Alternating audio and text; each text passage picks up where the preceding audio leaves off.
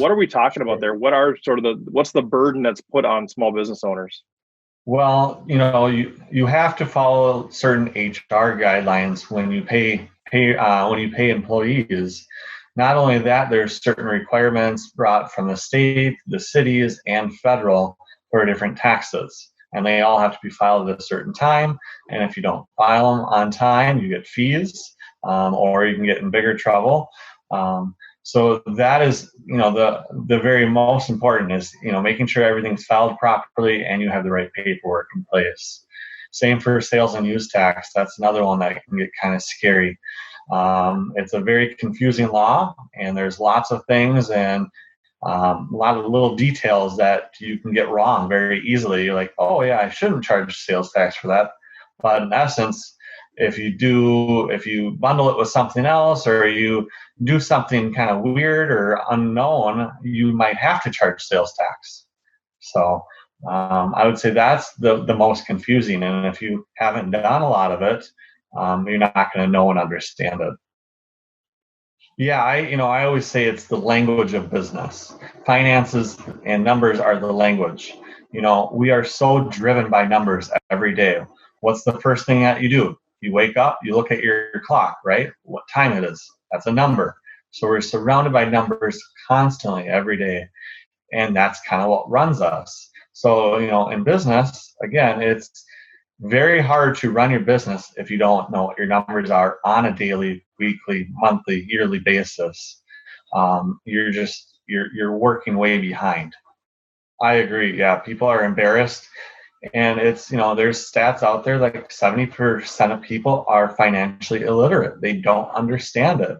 And they're too afraid to say, yeah, I own a business, but I don't know what the numbers mean. I don't know what the profit and loss looks like.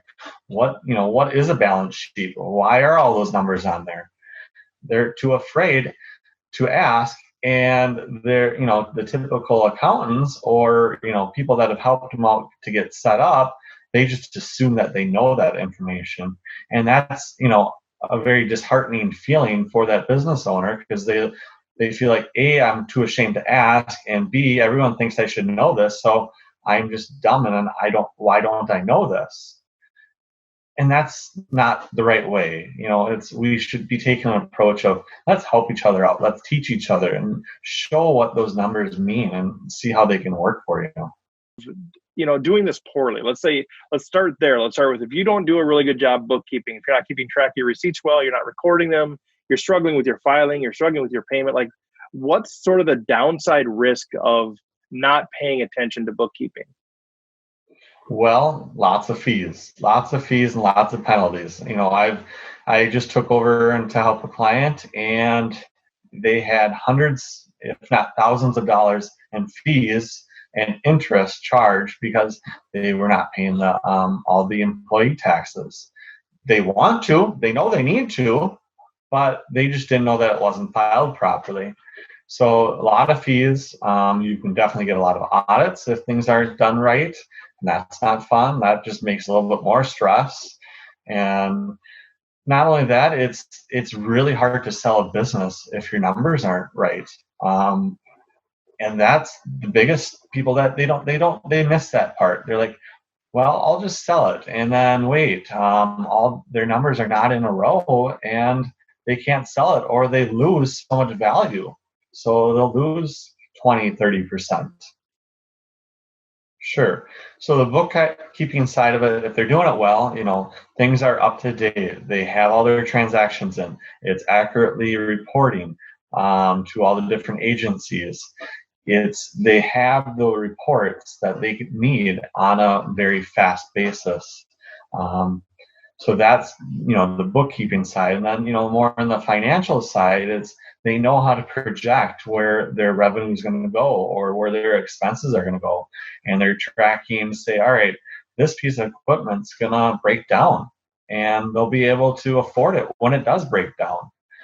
But if they don't think about that, they're not going to be able to save for it and project all that.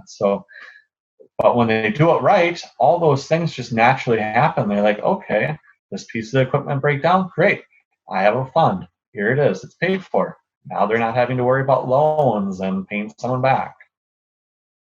So how, okay, so all right, we know what's at stake here, right? Like if you do poor bookkeeping, you're going to feel chaotic. You're going to feel lost a little bit. You're not going to be able to optimize your business. If you're on top of your bookkeeping, you're going to be able to make good financial decisions. You're going to be able to sleep at night because you know the filings are going to be where they need to be, when they need to be. You're not going to be all of a sudden wake up one day and have face thousands of dollars of fines because things are taken care of. So that confidence that comes from that. But what's the value of that to people? Like, right? Like as a business owner, you have to kind of say, how much value is that to me to be able to move from chaos to confidence in terms of my bookkeeping?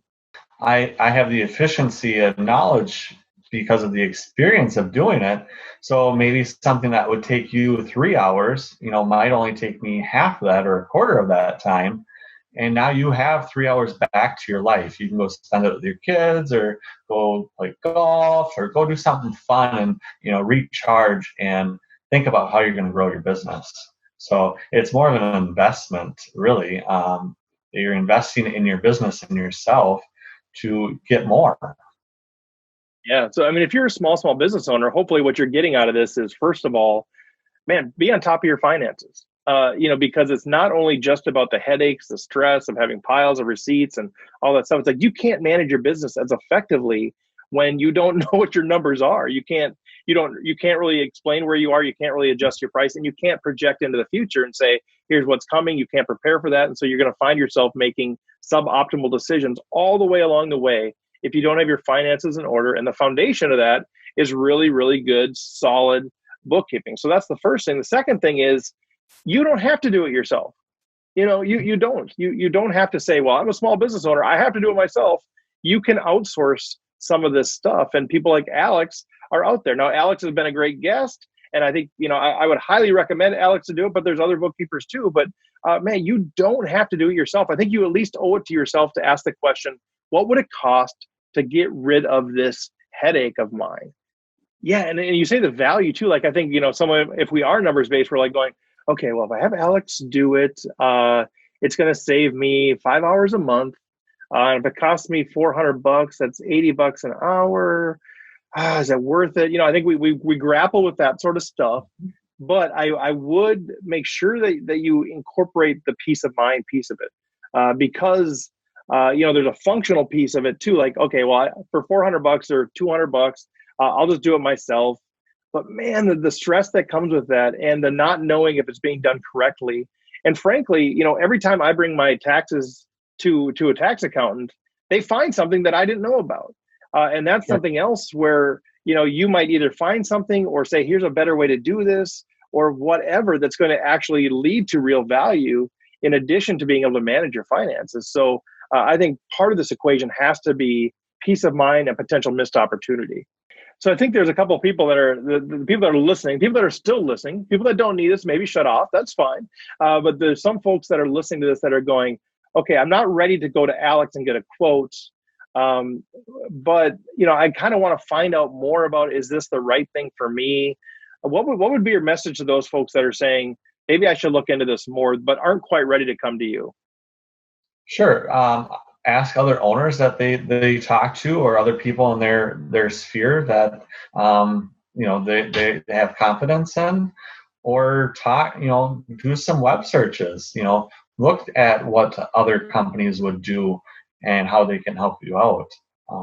That's a great way to start. This isn't an obstacle that you can't overcome. This is an obstacle. It's part of the overall chaos of owning a small business. Absolutely. But you can actually take this chunk and alleviate a lot of burden and actually be able to manage your business much better if you're on top of your bookkeeping. Alex, any final words, things that we didn't talk about, or things that you'd like to share to folks that are listening in and going, maybe I should take a look at this?